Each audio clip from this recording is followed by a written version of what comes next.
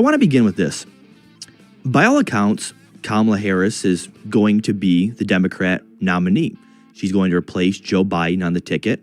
She's raising a lot of money. She's going to have enough delegates to be the nominee.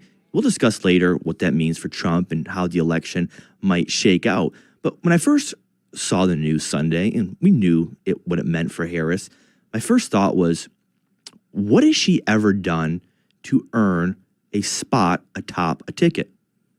The answer is nothing. Kamala Harris was a notoriously unpopular district attorney, attorney general, vice president. The turnover in her staff is near record high. They keep bowing out, quitting. She's not firing them. They're leaving on purpose. In fact, outside of being born a black woman, Harris's resume is really unimpressive. And yes, that's exactly why she's in this position. We take you back to 2020 when she had to bow out of the primary race before January. When Biden was the nominee, the party demanded he pick a black woman. So he settled on Kamala Harris. She's been an atrocious VP by pretty much every measure you look at, including the border. She was supposed to be the Czar. She doesn't go there. People are dying, being raped by these illegal thugs. She said nothing. When asked about it, she giggles it off and says, well, I haven't been to Europe either. Okay. Do you have any plans to visit the border? At some point, we are going to the border. We've been to the border. So this whole thing about the border, we've been to the border. We've been to the border. You haven't been to the border. And I haven't been to Europe. And I don't understand the point that you're making. But it raises a bigger picture. We've talked about the problems and consequences of DEI, diversity, equity, inclusion for a while now. For the most part, you might say it hasn't mattered. It's mostly impacted newsrooms at Slate and MSNBC and a lot of useless jobs where they said, hey, you're a white guy. You can't have this job. We're going to give it to a black woman no matter her qualifications. But when it impacts the most powerful position in the world, which the U.S. president is, that has to be an eye-opener for everybody. We always hear the phrase threat to democracy. We are a democracy. In anointing a candidate as a presidential nominee when she never earned it is the antithesis of a democracy. This is our country. We're supposed to vote on who represents each party. And we're not doing that now. Nobody voted for Kamala Harris. They voted for Biden. The delegates pledged in favor of Biden. A president's number one job, same with a nominee, is to serve the country, serve the people. But in return, it's our decision to decide who is going to serve us. So to see Kamala Harris bypass all standard procedures and inevitably challenge Trump atop the ticket, that's unacceptable. This is not her country. It's not the Democrats' country. It's our country. And speaking to several Democratic voters over the past 2 days, they're mad too. They did, for whatever reason, support Joe Biden. They never issued support for Harris, but she's now going to be the face of their party over the next 2.5, 3 months, simply because she was born black and female. Now, I know these are very controversial topics. People don't want to be called racist and misogynistic. So even though about 70% of the country reports to disapprove DEI, they mostly stay silent. They self-censor. But here's what is still great about this country. You don't need to yell about Harris taking an easy way up or talk about it even. You decide the fate, the future, by your votes. If you're against DEI, you're against Kamala Harris because you don't think she's qualified, you have a decision. In November, you can vote not just against Kamala Harris, but also vote against DEI, which in a lot of ways is destroying the very foundation of what's made America great for so long, and that is appointing the very best people in the most powerful positions. Joining me now is somebody who has covered DEI probably better than almost anybody I've seen in the media. Sage Steele, thank you so much for coming on. Thank you. Thank you for having me here, Bobby. What a time. Goodness. Yeah, absolutely. So happy to have you. What are your initial thoughts on the likelihood, the inevitability that Kamala Harris is going to be the nominee despite voters not wanting her by all accounts? Listen, I try not to laugh when it comes to politics, but sometimes if you don't laugh, you cry. Yeah. You know, I think that's something that's been on my mind a lot since that debate on June 27th. Right. And when all of a sudden all the mainstream media decided that they're going to acknowledge the fact that there's some cognitive issues with Joe Biden, and it's like, what are we going to do? And should he step down? When the left was acknowledging that, it's like, okay, right, we're going to finally decide to speak the truth. But what does that mean? Who's next in line? Yeah. You know, especially when it came to the $90 million worth of campaign donations for Joe Biden's reelection bid. That money can really only go to Kamala Harris. So to me, when we were thinking of all these other people potential, no, it was always going to be Kamala. Yeah. It's just so disappointing considering she's really never been elected for many things in her career. She's been selected. And I think that there's a really huge difference there. And it just continues, and all for the wrong reasons, even though it is the right reason based on her being the vice president. Like, this is what is supposed to happen. That's why the position of the vice president is so crucial for something like this that we've just witnessed. Yeah, and that's the key of all this, is that this is why when Biden was pressured to pick a black woman, it wasn't just an idea for messaging. It was a way to eventually bestow power upon her. She is the only candidate who can inherit his war chest, as you mentioned. So if he were to pick a better candidate, that candidate would have likely been atop this ticket for the same reasons she is. And let's talk about Democrat voters. In 2020, they rejected Harris quickly. Biden was more popular. Bernie Sanders, Elizabeth Warren, Pete Buttigieg. They don't want Kamala Harris either. It's so frustrating that we're supposed to just sit back and accept this in a democracy. They don't want her atop the ticket. The voters don't. So just to give her this because she's next in line and was able to get her way in there using the race card, you can't understate that. That is such a damning indictment on our entire society. Yeah, I agree. But again, they really didn't have much of a choice if you want to make sure all that money is used. And by the way, if I'm one of those people who's donated to the Biden reelection campaign, I'm livid. What happened to my $20 or $5,000 that I gave? You know, because this is not what I was thinking. If I'm, if I'm somebody who chose to donate, you go back and it's like, these are the same people who are endorsing Kamala, who also said Joe Biden's fine. He's fine, you guys. Yeah. Stop making such a big deal out of this, and you're just making stuff up, and it's the right wing nut job. No, again, I interviewed Joe Biden 3.5 years ago when I was still at ESPN. I did it on SportsCenter, and I've said many times publicly how sad it made me to have the pre-taping conversation before we began, because I felt those things. And as a woman who lost her grandmother and has been around a lot of people with Alzheimer's and dementia, I'm quite sensitive to the human element of this. And I have long said it's disgusting that the Democrats and his family, most importantly, allowed it to get to this point. But these are the same people who are saying he's fine for all these years. Then all of a sudden he's not. And then we're slow to, endorse Kamala. And now Kamala's the person. Like, again, as a voter, the average American, you've got to just, might not always say it, look at people's track record. Look at the track record of the Democrats and what they've done. And oh, by the way, Joe Biden didn't want to go. He made that very clear. They forced him out. It was not. It would have been better if he'd done it himself a long, long time ago. Yeah. Maybe not even run in 2020, for God's sake, right? But they forced him out. And now we're just supposed to believe that they're genuine thinking that Kamala can do the job.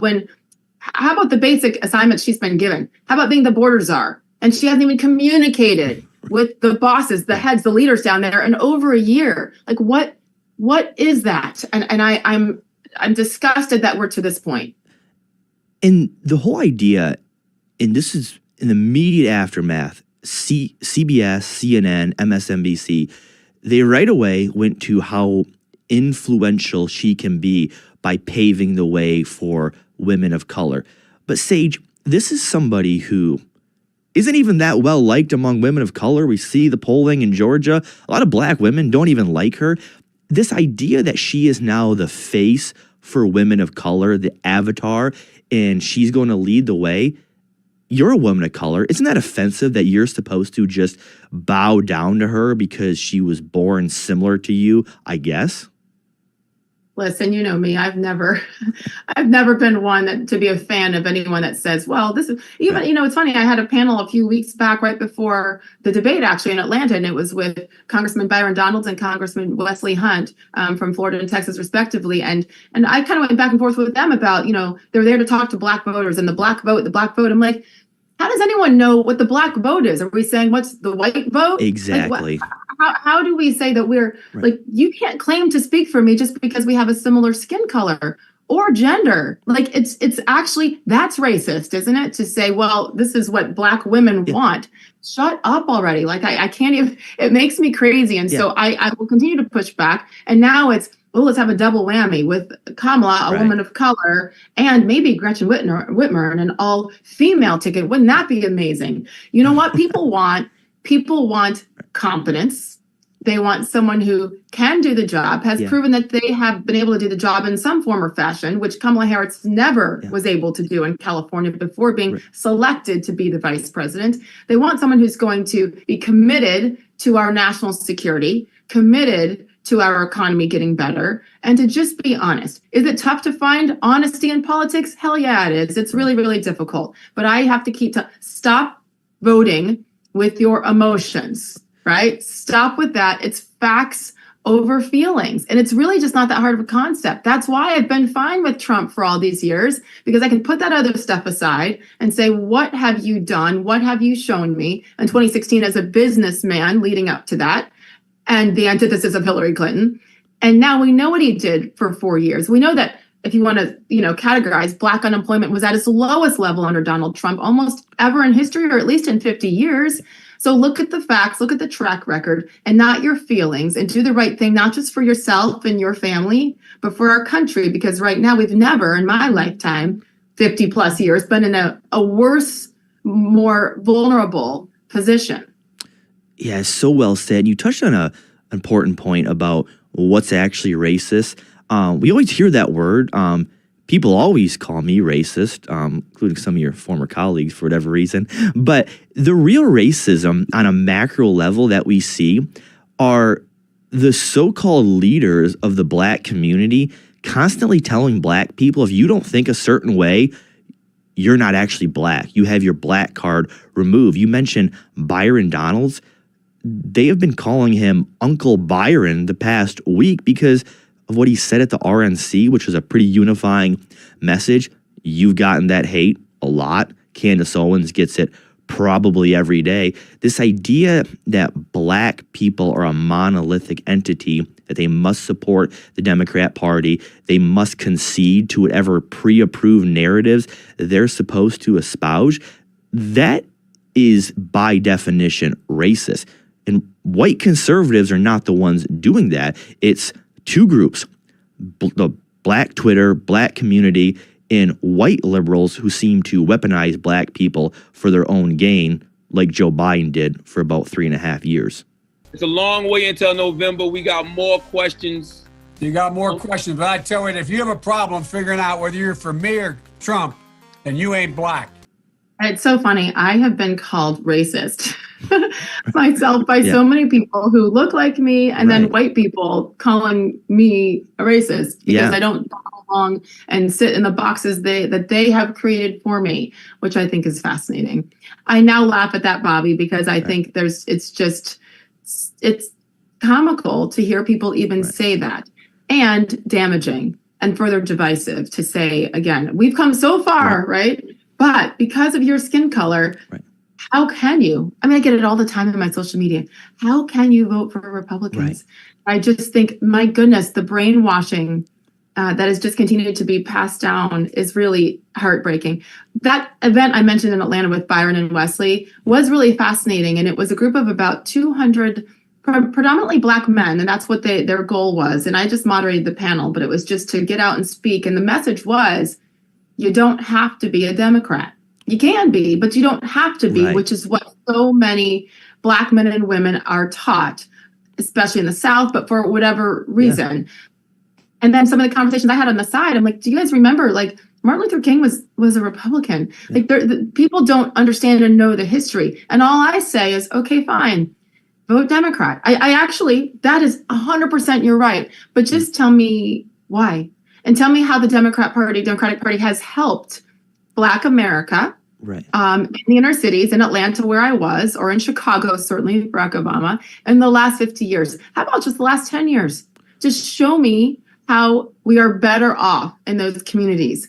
And then they just go back to, well, Donald Trump is a racist, because they know the truth with that. So it was a beautiful, I give Byron and Wesley such credit for going in. Let's just go into those communities and talk and ask me any question. And it got heated and uncomfortable. It really did. Yeah. But I will say this, and I'll shut up after this. There's so many Black men and women who do agree with more of a centrist, center-right, thought process with everything, especially when you look at abortion, especially when you look at so many of these hot topics.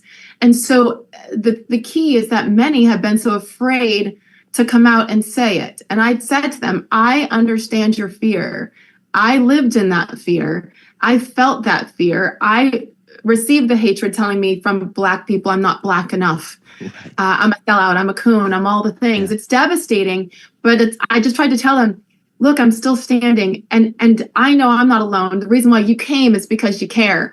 So we've got to continue to get out in communities and not say you must be a Democrat. Just say, think for yourself, educate yourselves, and make your own decision based on what's best for you, not because of this. Then we might as well go back to Jim Crow. We might as well go back to the civil rights era, because that's what it feels like.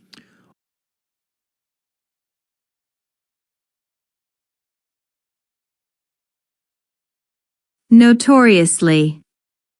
Notoriously. Bawling out. Bawling out. Bow out. Bow out. Atrocious. Atrocious. Anoint. Anoint. Antithesis. Antithesis. Bestow. Bestow. Damning indictment. Damning indictment.